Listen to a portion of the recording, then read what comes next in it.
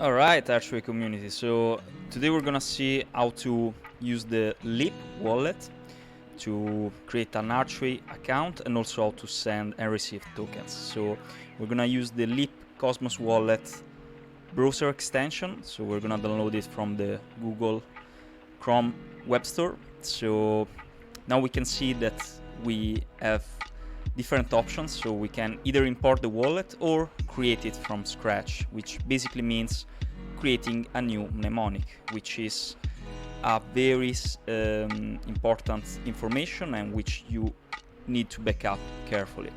So as you can see, it is so important that the Leap wallet also asks to confirm that you backed up the mnemonic in a safe place, and you can choose a password. So you can also confirm the password, make sure it is strong enough, as this password allows to access to your wallet. And once you do that, then your Leap wallet is ready. So as you can see, it is very fast to set up a Leap wallet.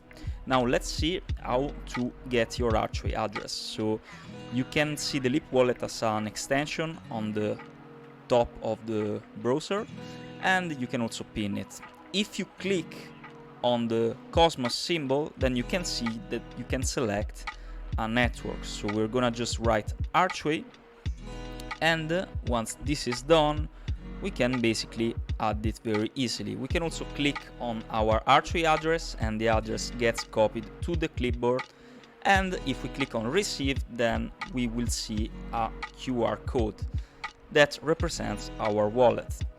So as you can see, it is very fast to get your Archway address, and it is very fast also to send tokens.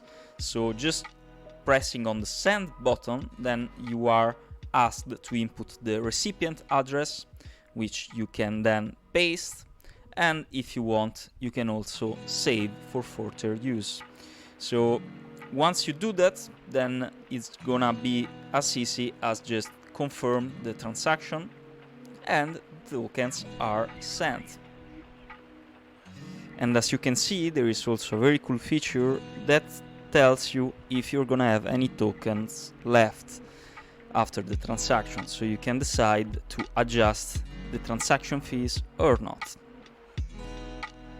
Also, after you confirm and the transaction is processed, you're gonna be able to see the transaction in the activity tab. Cheers!